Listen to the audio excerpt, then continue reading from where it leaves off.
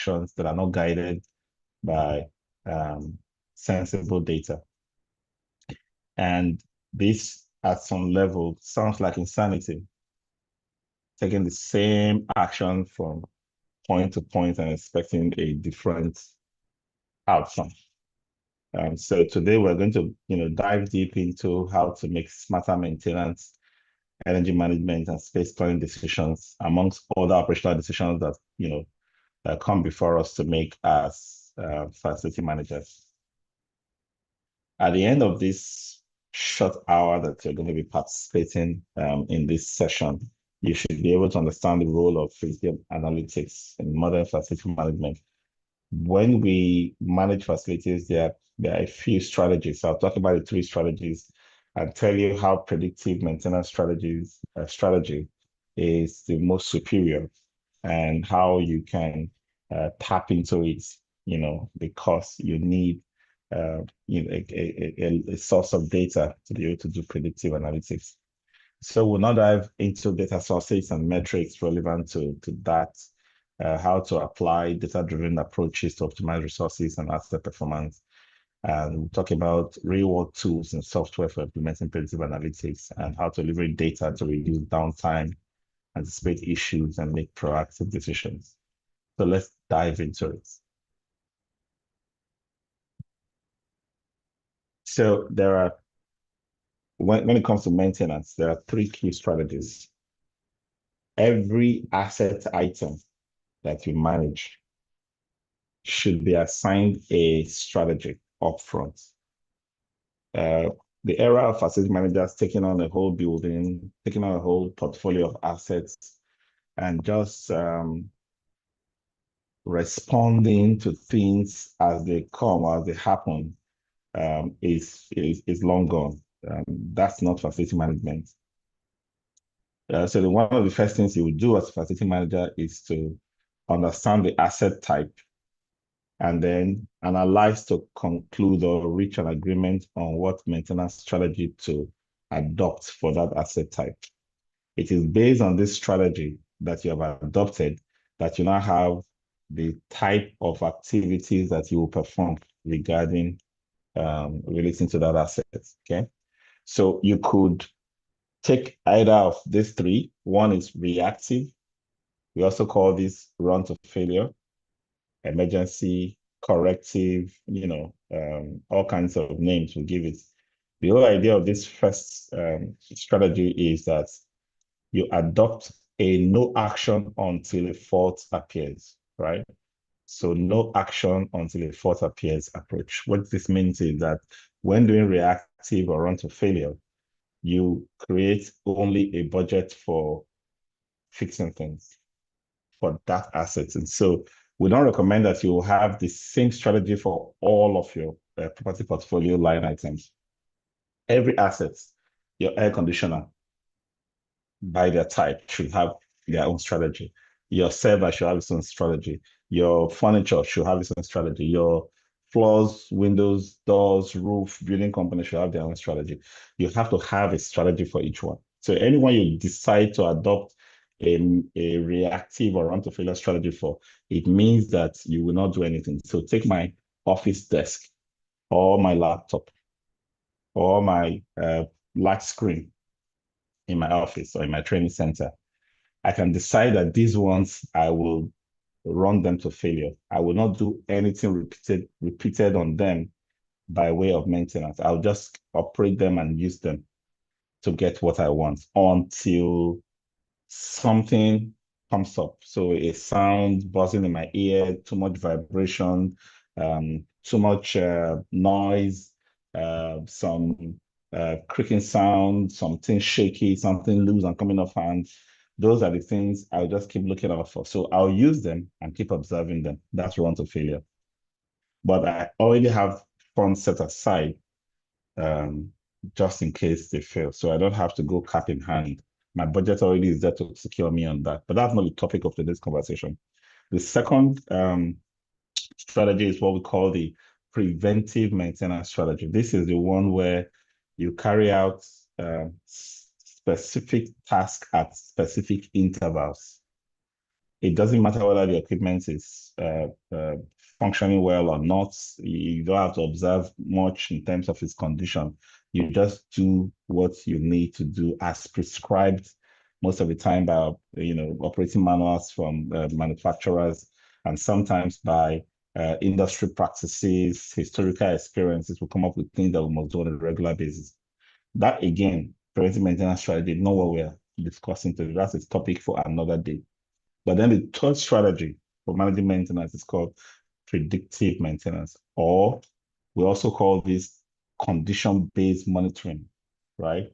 The idea here is that we observe and not observe until it breaks, like the first strategy. We observe until we pick up signs that it will likely break in the near future. So whatever is going to break down in the near future, we want to read the signs and symptoms ahead of it breaking down. In reactive, it actually breaks down. In preventive, we don't really care to read the signs and symptoms. We just go ahead and do maintenance activities on them. In predictive, we need to always check the pulse, always see the readings, always observe the vibrations and noise and all kinds of things. Now, this now requires us to be able to understand the data we're getting from the equipment, extrapolate or manipulate that data to create a prediction of how that asset will behave in the nearest future, and then put plans in place now to act in such a way that we can prevent it from behaving negatively or collapsing on us. In preventive, I can't allow it to collapse, but I do a lot of unnecessary things because I just keep doing them on regular interval. But in predictive, I'm listening, watching, observing, gathering data, and using this data to create analysis that is giving me information, proactively monitoring the assets and telling me when certain outcomes will materialize in the nearest future.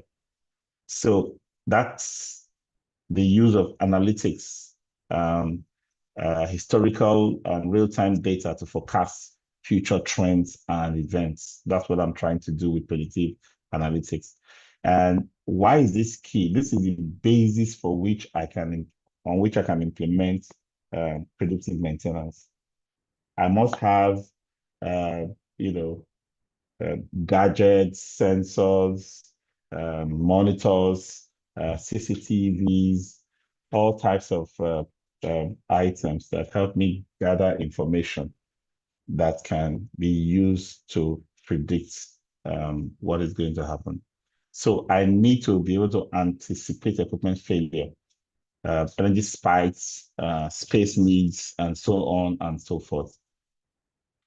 Why am I doing this? I need to be able to make now proactive decisions regarding the actions I need to take to ensure that I have seamless, continuous, faultless operations. Okay.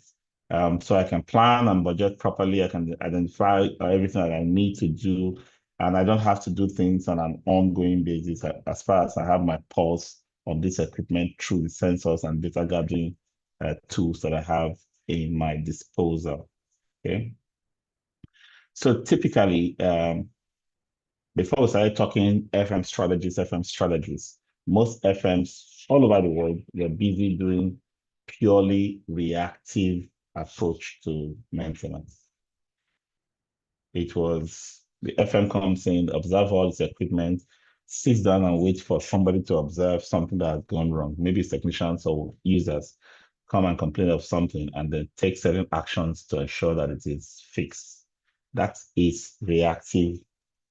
Now, when we started talking about proactive facility management, we started talking about ensuring that we think ahead up front, analyze each of our assets to assign a strategy. This is proactive facility management now.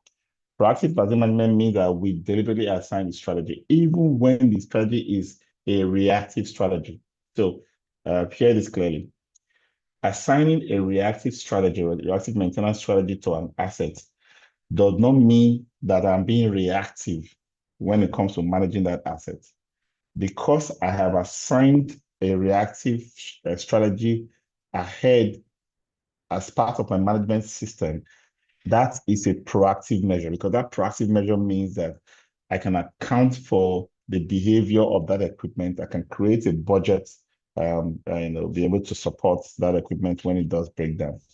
So, before I now say what are the other assets that I must put on preventive as well as predictive. Now, the good thing to have in mind here is, because I have decided what strategy I'm going to deploy for each asset, I have a plan of action in place now.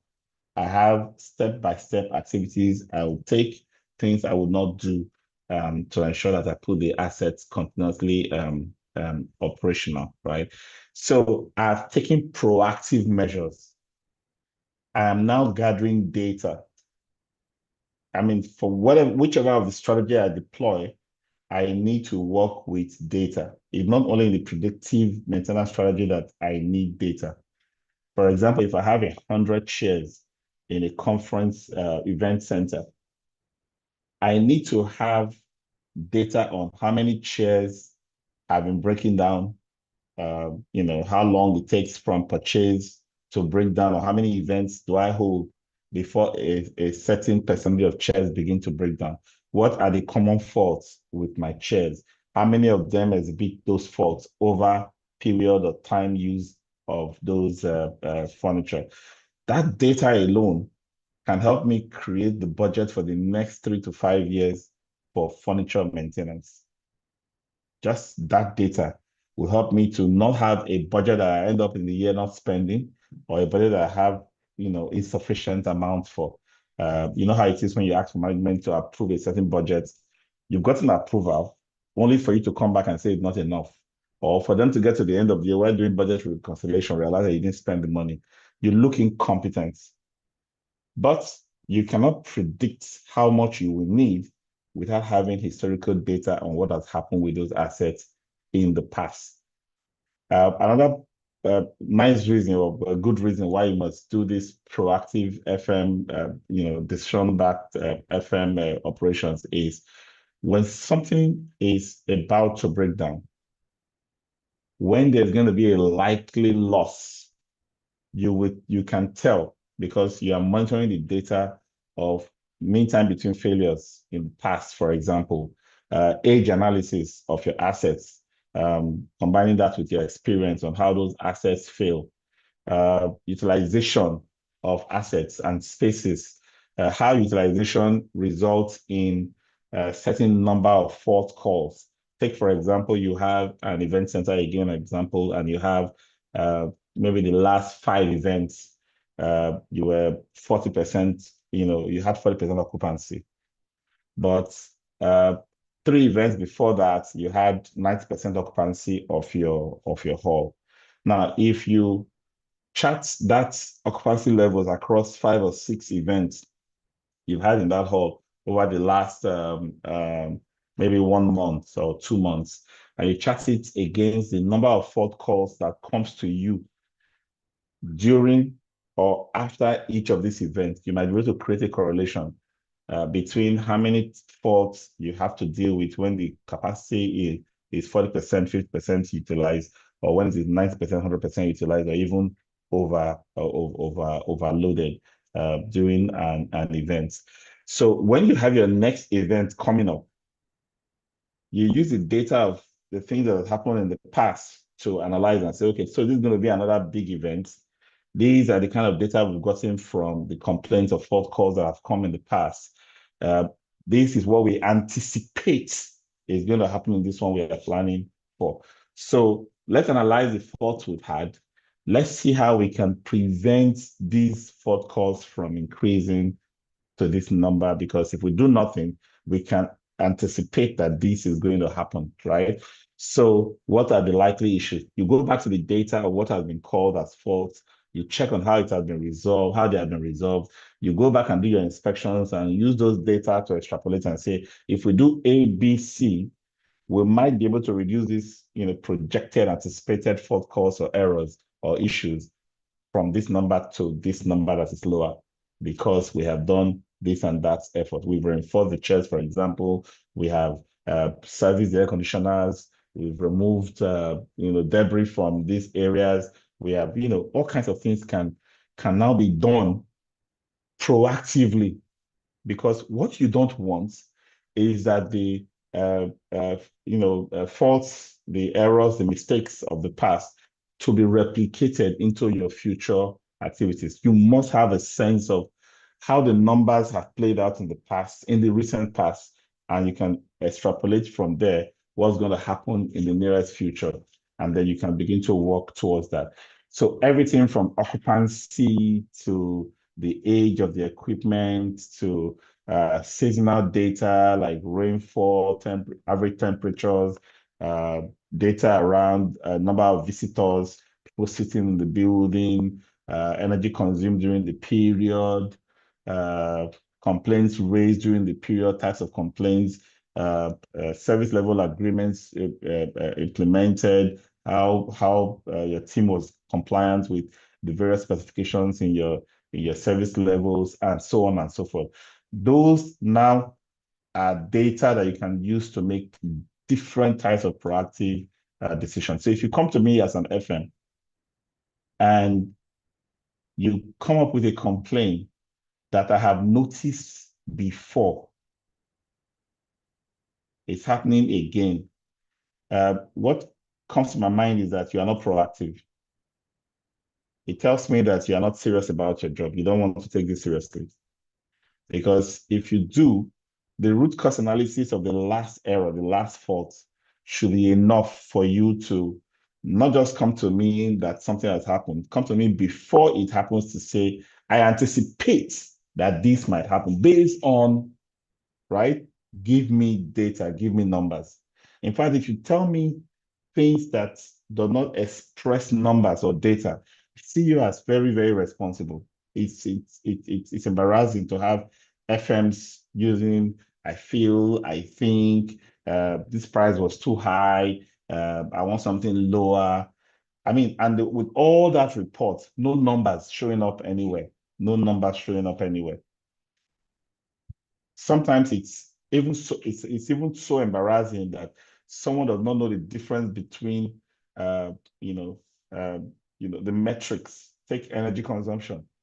You are in a mall and there are 200 people in the mall right now, and it's consuming X amount of energy per hour. And then on another time when the mall is now having 2,000 people in the mall, the energy consumption shoots up to Y amounts. And the FM starts fretting and complaining and looking for what's not lost. Instead of just going back to the numbers and say, the energy consumed when there were 200, how much energy per shopper or visitor to the mall? That's a metric. Now that there are 2,000 and it has gone up, what is the rate of energy consumption now per user? Because if you know how to play around these numbers, you might even have that satisfaction that, oh, even though it has gone up, my cost has actually dropped. Because for every shopper that comes, the mall probably has an average footfall amount, how much we get per person coming to a mall. Let's say 5,000. Somebody walks into this mall. Let's say 100 people walks to the mall. How much do they buy from all the shops? Every retail system should have that kind of number. So we know every time we attract extra 100 people, this is the average amount we're expecting them to buy. And that's done through data. So if I start doing raffles and bonanzas and Christmas parties for children, I know what I'm trying to do. I can invest 1 or 2 million in that and then pull in 4,000 people into the mall. And then they buy some bead here, they buy some drink there, they buy some snack there, they go into the shop and buy a few groceries and so on and so forth. I'm using that to draw them in. And I know what my return on investment is for that investment, right? So back to the energy example, I know that when they were 200, energy consumption was lower, but the metric was worse off because the total energy divided by the total number of people was way higher than when there were 2,000 people visiting the mall. So That should give me satisfaction. So whenever I am in a situation where even management comes to me and say, hey, Mr. Paul, why are we having higher energy consumption now? Nobody should remind me that energy consumption should be proportional, at least semi-proportional, to the rate of increase of footfalls or occupants in the space. Because each person comes with its own body heat, for example, and that affects air conditioning, right? All areas are lit up, unlike when some areas may not be lit up because nobody is there, and so on and so forth. So I will have more energy consumed, but the low energy, high energy consumption, they are irrelevant information because they don't tell me anything. It is the energy used per person, energy used per square meter, which I call metrics, or energy use intensity numbers, that tells me exactly what is happening. So instead of fretting and going, into a moody, into a bad mood over energy cost going up, I now know that the energy cost going up is actually a good thing because the average energy consumption has dropped. So using numbers can be for everything. Take your spaces, your users coming, maybe you manage a large office complex. Users come in and go, come in and go. You know your total cost of managing that whole site, and you know this important metric, cost per square meter. This is the cost, aggregate cost divided by the total square meter that I'm managing. And then I use that rate to multiply every space. So every space, this is how much it costs to manage this space, right? So when I have several spaces that are being used heavily and several spaces that nobody even comes into those areas, I begin to use the numbers to say, these guys come into their space almost 30 hours a week. These guys don't come in more than 5 hours a week. I'll take my total cost per square meter for that space, divide it by the utilization rate, which is 5 hours out of 40, for example, and come up with my cost per hour per square meter for that space. By the time I do that for this other space, which is always continuously occupied, I'll see the wide variance in terms of space utilization metrics. And I can move on with proactive strategies like adopting new space management approaches, like hoteling, like hot desk, for people who are often working away from the office, who are always busy, not being in the office and being productive outside the office.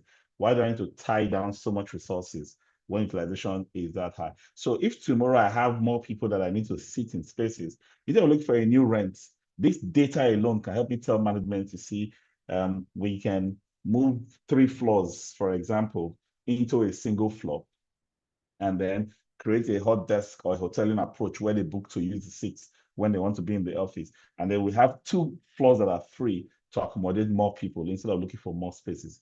Because sometimes management will come to you and say, hey, find a new space for the new engineering team. Oh, find a new hall to rent for this new contract team.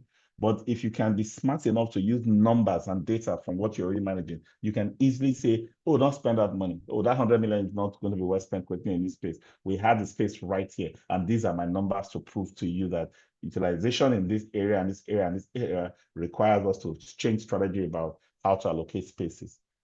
And that discussion can be had, and you'll be a hero for it because that is the value you add to organizations. Every time I hear about an FM earning very little and staying on the job for so long and not having a raise, what comes to my mind is, what value are you adding?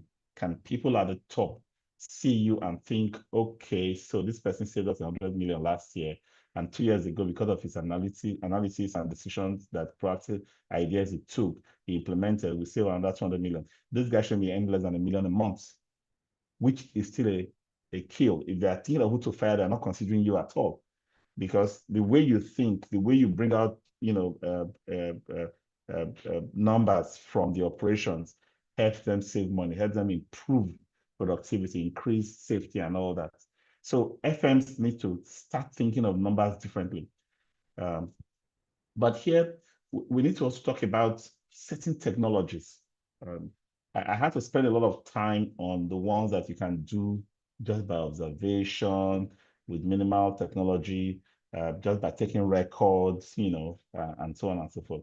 But then there are things now that can help us to, manage data, acquire and manage and analyze data. So let's start with the software. Software is a tool where data is harnessed from multiple sources, whether manual or automatically imputed into the system. And certain transposition takes place on the data. So if work orders are done by technicians, they fill in certain entries. How long did it take? How much did it cost? What materials were replaced? What assets were worked on? What is the level of satisfaction of the customer? Those information are entered into a CMMS software, computerized maintenance management software, for example. So from that software, manual data entered it, but I can come back and search. Take an example. How long altogether how much time have we spent on this particular air conditioning unit in this facility? I can complete all the work orders that have been recorded for that particular equipment and take out all the time and add it up and say, oh, this equipment has consumed 50 hours in the last of workman's time in the last 1 year. I can compute the costs that have gone into it just by querying the system and pull out those data that has already entered it. So that's one beautiful thing that the software can do. Besides the fact that it can also create prompts. When you set up a process, if this is done, it should go to this person to do this, and that person does it and submit, it goes to this person. So that flow can be coordinated using a software. And when the time comes for you to generate reports from dashboards and all that, it is also easy to catch who is doing his job well. So a certain work order comes to me, my job is to review it, approve the material that needs to be used on it, and submit it into the system. The system logs how long it takes between when the alert came to me and when I acted on it. So there's a service level agreement set up in the system, probably that says within 24 hours, everybody must act on their work order so that every job can be finished within 3 or 4 days, right? So that is used to generate a performance report for my performance. How did I do? How quick was I in responding to the team to get the flow going? Or was I the bottleneck in the system? Those are something the system can also generate reports and performance. The system can also create prompts and reminders. So I schedule things that needs to be done, and this schedule is put inside the system. I don't necessarily need to remember myself. I also schedule within the system when prompts should be issued. Or you have this work, that has been scheduled for tomorrow. Please prepare with this and that materials and that and that and that documentation. Make sure that that is a prompt that comes to me to remind me about tomorrow's work. I will never forget about that job because the system has prompts and reminders. It is following a certain process that flows from one stage to the other in a predetermined approach. That's proactive facility management. So softwares are, just fantastic ways to get ahead and get things going when it comes to facility management. Then let's talk about sensors. Sensors are devices that collect real-time data and can trigger certain actions. So sensors work two ways. First, when a sensor is connected to an asset, to a space, to anything, it is programmed to pick up sense certain data. Okay, so a sensor that picks up, say, temperature, ambient temperature, can feed that into a system to say the ambient temperature is this. Okay, and then I can look at that temperature reading and say, is it within the range of acceptable comfort cooling temperature agreed in the SLA between me and my users? If it's outside the range, too cold, too hot, I do an adjustment on my air conditioning settings to come back into that settings, right? But the sensor could also go beyond just sensing and reporting. Can sense, reports, but can also trigger an action. So that sensor coming from a thermometer, take temperature sensor, for example, can send that report or that information to a thermostat, which is a controller, right? And so once the reading is outside the range that has been pre-configured, you can tell the thermostat to either switch on or switch off. In some cases, can make it regulate by certain degrees up or down, just to respond to the need to bring the temperature, ambient temperature, back to within range. So sensors can both sense and report. They can also sense, report, and trigger actions that have been built on certain logic. And that's why when you move from a BMS that tells you ABC, that's sensors that is sensing and reporting. But when you move into a BAS, a business automation system, that everything seems to be pre-configured. You don't have to do anything. The logic is already built in. The automation works even without you acting on it.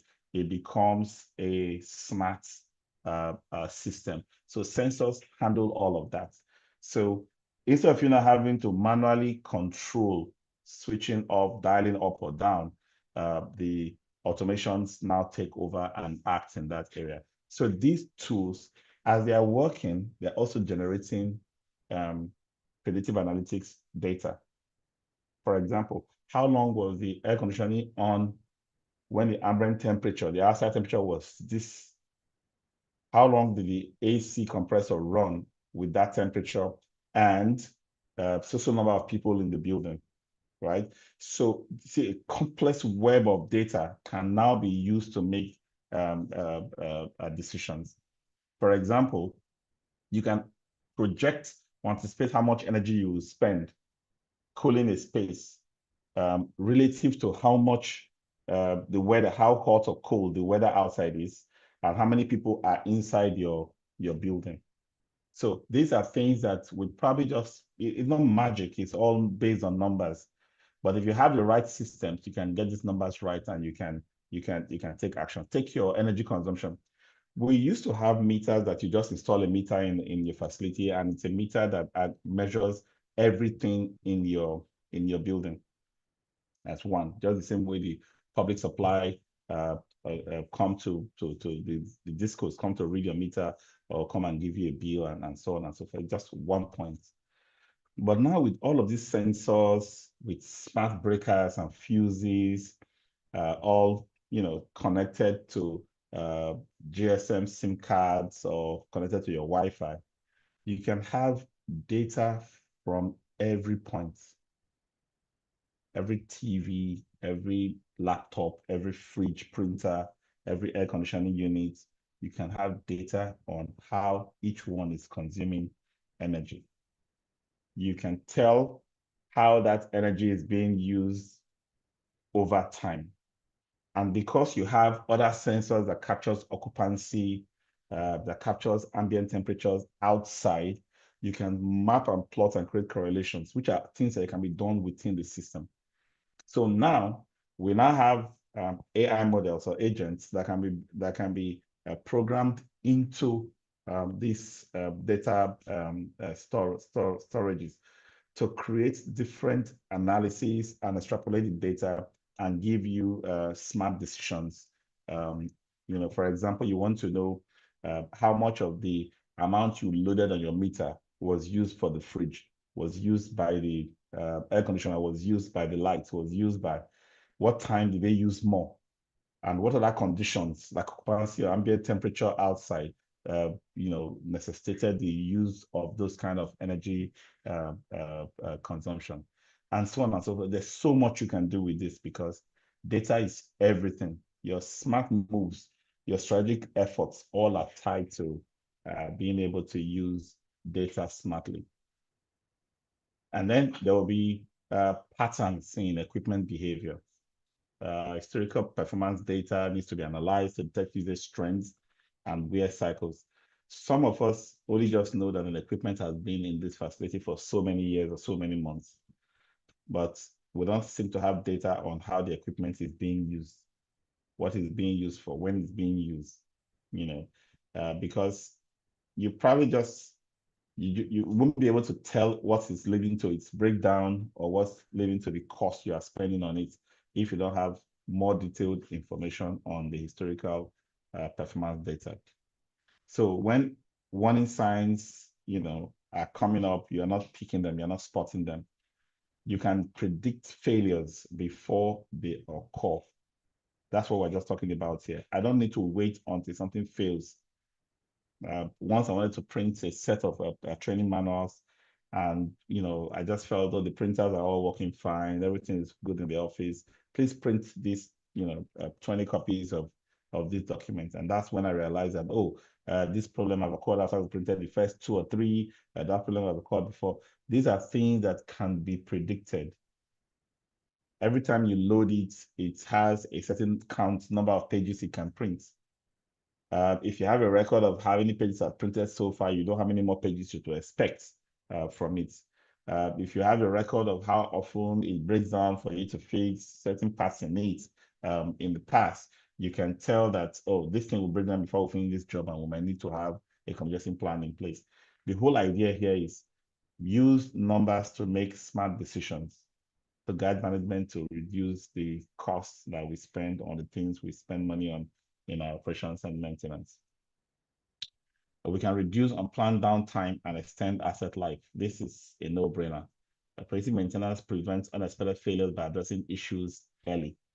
Regular data-driven servicing reduces wear and tear on critical systems, minimizes operational disruptions, ensuring consistent facility performance. It also extends the useful life of the equipment because it delays, removes in some instances, costly replacements. Since you can pick up, signs and symptoms of things that are about to go wrong, just looking at the numbers, you can act on them. Take a pump, for example. A pump will run at a certain speed, fixed or variable, doesn't matter, and vibration and sound level, right? And energy that is consuming at a certain rate of flow or rotation of that equipment. Now, if you just monitor, take only the energy, for example, not even the sound, vibration, or other data, just the energy it's using, it should be consistent. But if you now begin to see, variation, maybe spikes or deviation from that mean that you are used to with that pump, that tells you that the pump has a problem. You don't wait until the bearings go bust or until the propeller has one issue or the other. No, at that moment, that engine is doing its best to keep working, even though something is out of place. Maybe a pulley is misaligned or something has happened, or a bearing is no longer as as frictionless as possible as should be. Just stopping to take care of that can prevent that collapse that equipment can experience. So that's the whole idea. Just pick on certain data that can be used to predict. I've talked a lot about space utilization.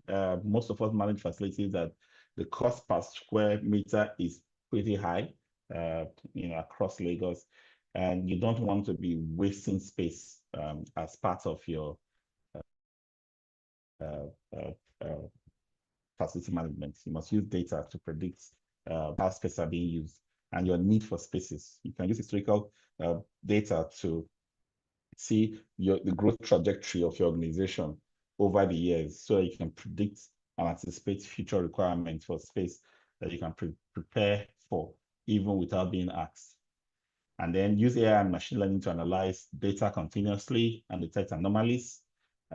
This can happen instantly. Trigger automations, talked about it for ACs, for lighting, occupancy, air quality. You just open certain windows or certain dampers to bring in fresh air when the sensor is telling you that CO2 level is too high, which means oxygen level is now low and things like that.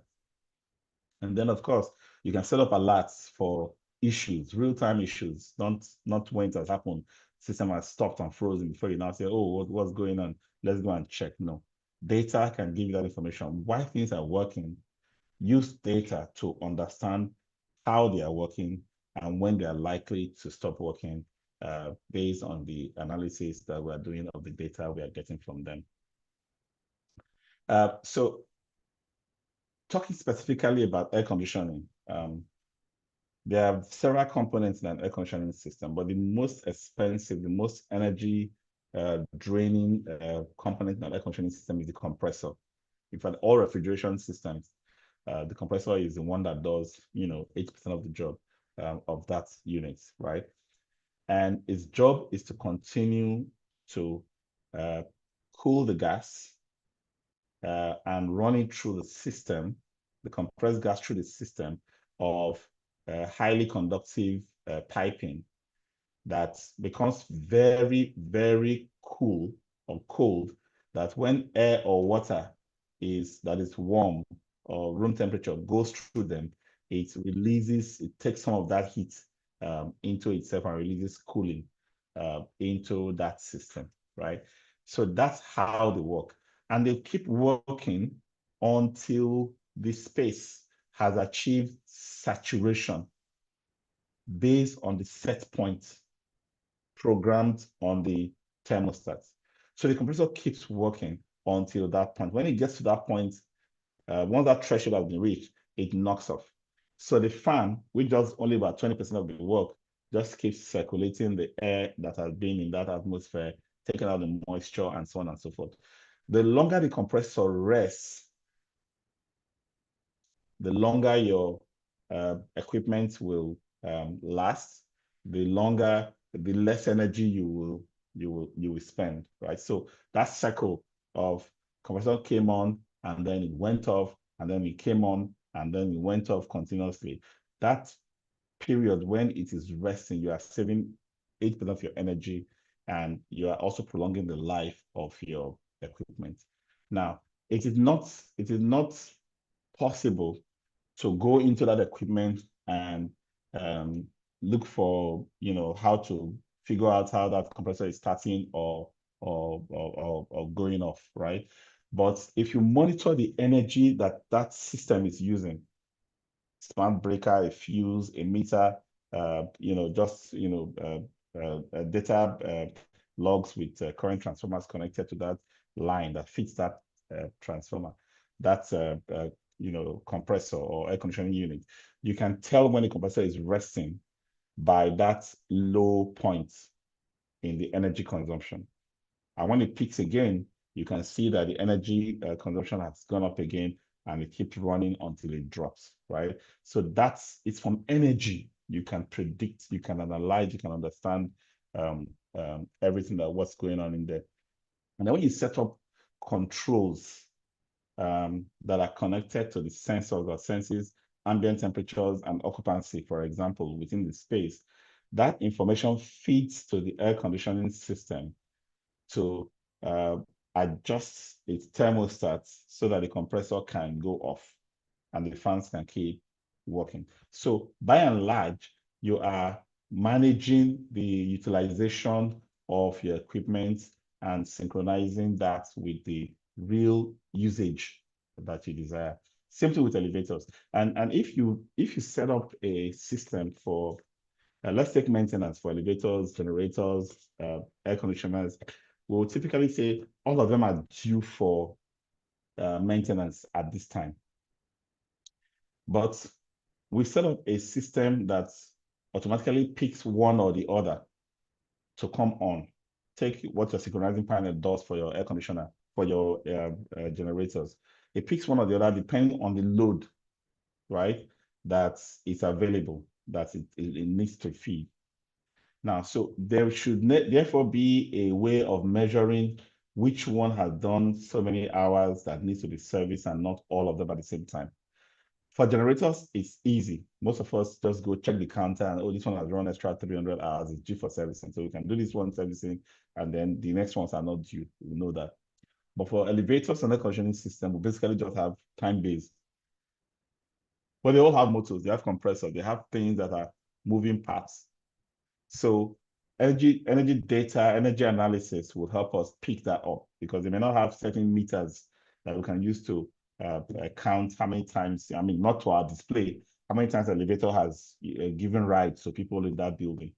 So a certain motor that is running that particular one that is doing more of the rides might end up being affected because we are not paying attention to how the energy data is telling us how each of them are working. So I won't want to do servicing activities.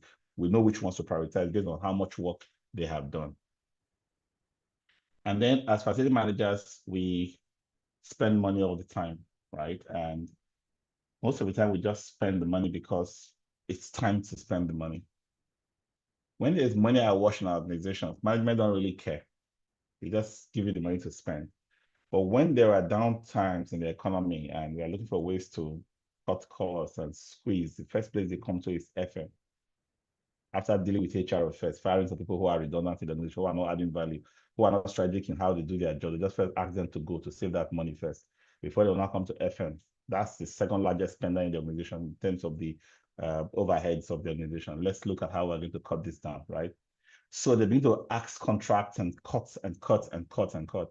But if you as a facility manager cannot be the one that is proactive and strategic enough to say, from our data that we have analyzed, these are what have not been giving us enough value, we can let them go.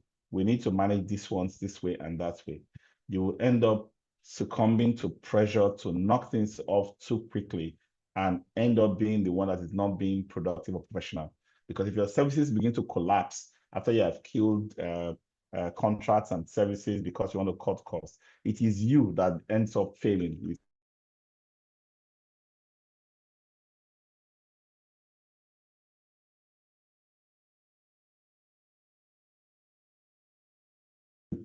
That knows what organizations suddenly has to start working from home and do certain basic things in the office, basically to keep the office running and so on and so forth. And many FMs cannot even justify why their energy bills were 99 or 98% of what they were paying when the place was filled up with 200 people. What was going on? There was no, they couldn't put their fingers on what was happening. Their costs virtually remained so high.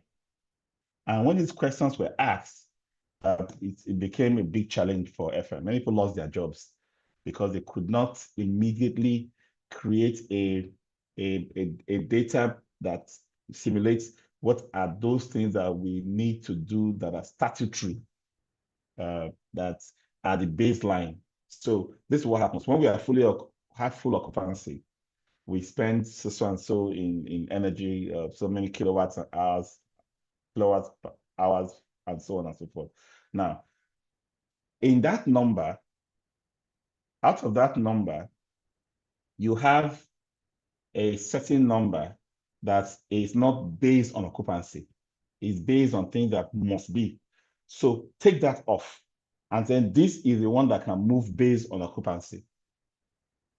So that once occupancy stops or drops to 10%, you can now say this is what is left based on occupancy, and the rest are the statutory maintenance energy that we needed to consume. It can become a big challenge if we don't know how to deal with these numbers, because at the end of the day, management expects us to be smarter.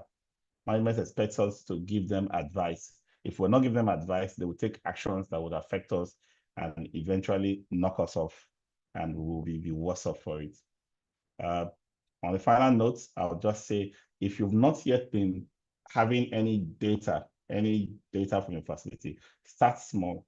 Energy use data from fuel, diesel, gas, energy, to water, to your refuse, weigh them, just have a simple scale to weigh refuse, have a system of counting people as they come in and leave, ascertain occupancy, and then begin to deploy the cheaper sensors. There are some sensors that are just $20 that you can, place here and there, for example, in the mall, to count people as they come in and leave the mall, and so on and so forth. There are simple ways to start, but it needs to start with you understanding how to gather them manually into spreadsheets, and then into software, and then into more expensive systems like BAS and BMS. All right, so that's our session for today.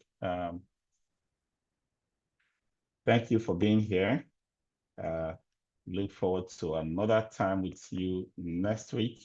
If you have a question, I think we still have a few minutes, about 5 minutes. I'll be happy to take your questions.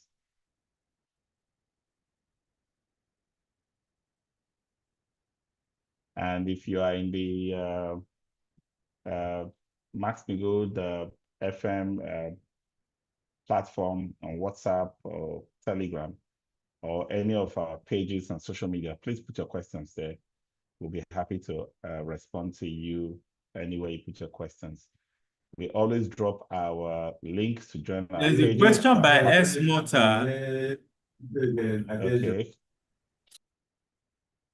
Yes, is there a set of information that will inform the calculation cost per square meter? Okay, so cost per square meter is your total spend divided by your total square meters. So if you spend 10 million in a month and your square meters of facility, your margin is 1,000 square meters, you just divide 10 million by 1,000. So you end up with 10,000 naira per square meter. So that's basically what cost per square meter is. Now, but you can now drive deeper into that by looking at cleaning cost per square meter, energy cost per square meter, and so on and so forth. Just know your square meters, the built up area, not the compound. I'm talking about the built up area. And then whatever cost you want to find the cost per square meter, take that total cost divided by square meter.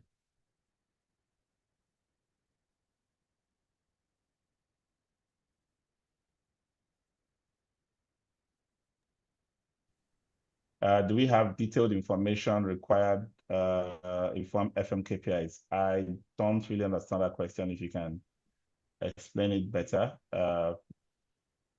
Detailed information. Okay, so if you are talking about key performance indicators, you know what your organization desires or requires from you to serve your clients. All you need to do is put key performance indicators. That's another topic for another day. It's a whole topic. I think we've done something about KPIs before, but I'll try and create another session where we'll talk about KPIs for you. But I don't know if that is close to what you're trying to pick out here. Let's see. Okay. Thank you, everyone. See you again next week. Sorry, please. Sorry, sir. Yes, who's talking? No. Go ahead and introduce yourself and ask your question. Abdullah from Abuja. Okay, go ahead. Please, sir, I just want to know. So most of the time I do miss this class. I don't know if there's a way I can get the recordings. Okay. Okay. Is there a way I can? All you need to do is just go to. Can you please drop the Max-Migold YouTube channel on the chat so that Abdullah can pick it up? If you go on YouTube and you just search for Max-Migold channel, you will see all of our sessions. We have thousands of materials on our channel. Take your time and go through them. It's for free. All right. So thank you very much. I really appreciate it. You're welcome. All right, guys. Have a good one. See you again next week. Bye.